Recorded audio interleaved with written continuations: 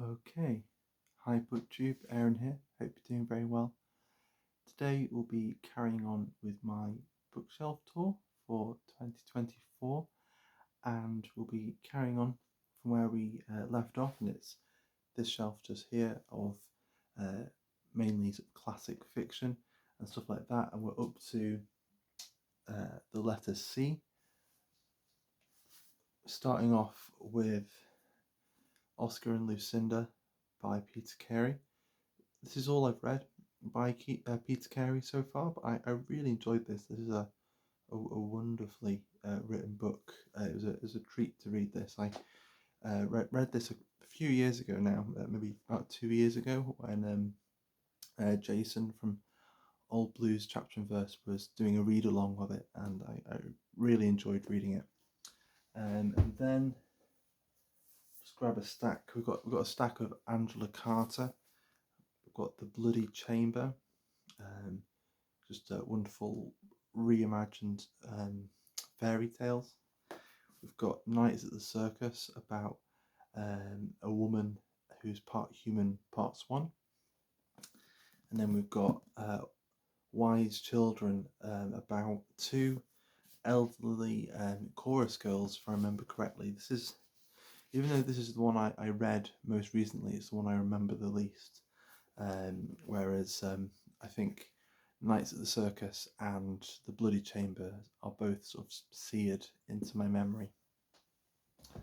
And then some Angela Carter that I have yet to get to.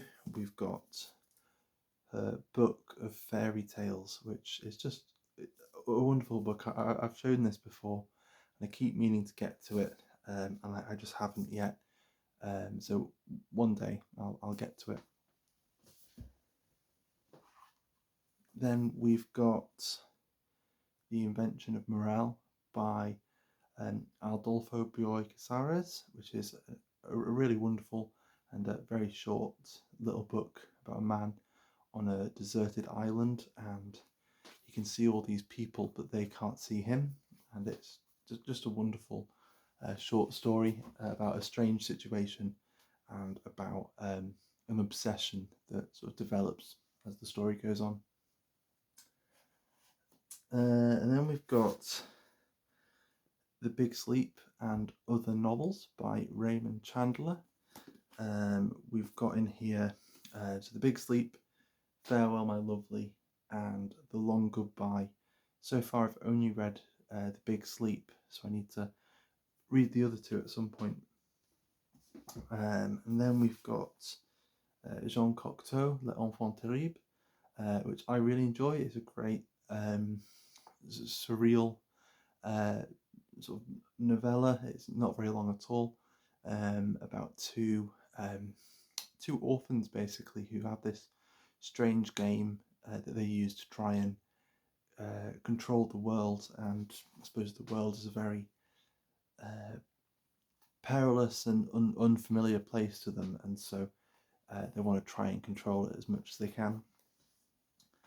And then JMCER, In the Heart of the Country. I haven't read this yet. I just picked it up on a whim because I recognised his name. So I don't know what I'll think of this, but I've got it for a rainy day. Just grabbing a random handful again. We've got The Woman in White by Wilkie Collins. This is a double. I've got a Penguin Black classic of this, but it's one of those ones where I don't mind having multiple editions. There's another one downstairs as well. Then we've got some more Wilkie Collins. We've got Poor Miss Finch, and we've got The Moonstone, and then move over to some Joseph Conrad. Quite an interesting transition actually from Wilkie Collins to Conrad. That feels quite natural to me. We've got Nostromo, which is set in South America. It's all about silver mines, and you're never sure what these characters' motivations will be. It's a really interesting one. Then we've got the Secret Agents, about anarchists in, I think, late 19th century London. And then we've got Heart of Darkness and Other Tales. I think Heart of Darkness being much better than the other tales that are in there. And then we've got The Exiles Return by Elizabeth Duval, a book I'm hoping to get to at some point. Yeah, we'll see. Hopefully, we'll be seeing it soon. And then we've got Do Androids Dream of Electric Sheep by Philip K. Dick. The only Philip K. Dick I own, and all I've read by him so far. I really need to get to some more of him. And then we've got some Dickens. We've got Great Expectations, and there's a little bit more Dickens to come, as you might be able to see. We've got Little Dorrit, which is probably the next Dickens I'll get to, I think. We've got Hard Times, which I need to get to at some point as well. Maybe I'll start with Hard Times, actually. We'll see how it goes. And then we've got Bleak House, which I really, really love. Yeah, big fan of Bleak House. Probably my favourite so far.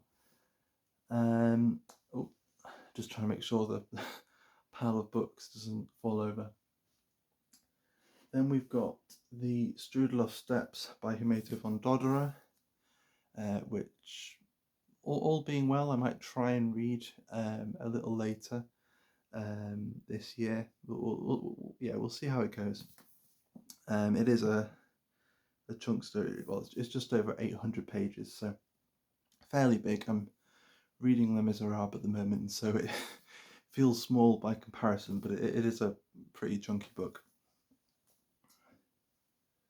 Then we've got some Dostoevsky. We've got The Idiots.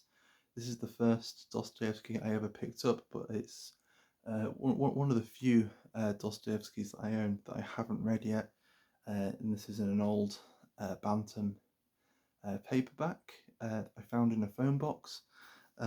And yeah, I really should get to it at some point. It just have very, very small, a very small typeface, but it doesn't look too uncomfortable. And I do want to read The Idiot, so that might be the next Dostoevsky I try.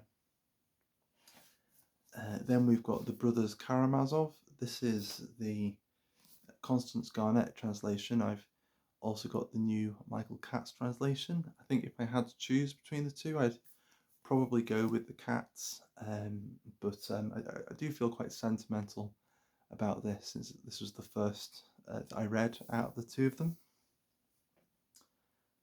And then the other Dostoevsky that I need to get to. I think the rest of my Dostoevsky is hiding away in another room, but we've got Notes from Underground and other shorts, and other stories.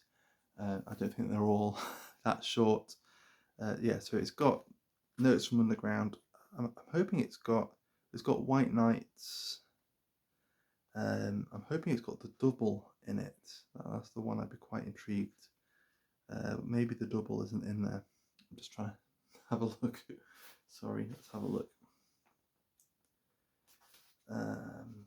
No, I don't think this has the double in it, so I'll have to pick up a copy of that, because that's a Dostoevsky that I'd quite like to get to at some point. And then two more left. This has been a fairly quick one. I suppose there have been quite a few chunky books in this one. We've got Rebecca by Daphne du Maurier, which is, I still think, really good.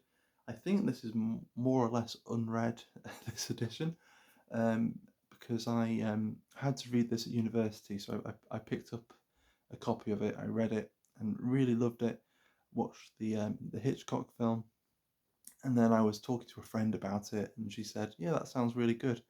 And so I lent her the book, and then I wanted to write about Rebecca for an essay at university, and then I realised it was sort of awkward that I'd given my book away to somebody, and I felt, being a very awkward person, I felt bad about asking for it back, and so I just went and bought another copy to go and find quotations. And looking back, I probably should have just borrowed a copy from the library, but then I never actually got that first copy back, and who knows where it is now. So maybe it's a good thing I actually did buy that extra copy.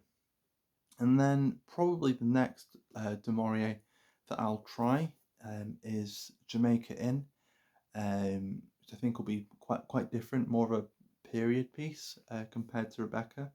But I've seen the like a dramatization of this, and so I already know the spoilers, but I'm just excited to see how Du Maurier, I suppose, creates this atmosphere, and I think that's really going to be my motivation towards reading it. It's not going to be about trying to untangle the plot and about the surprise of certain plot points, but it's going to be, yeah, more hopefully an atmospheric read. So we'll see how that goes.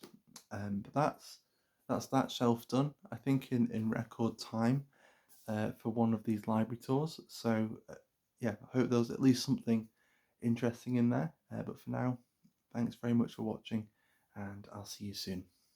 Bye bye.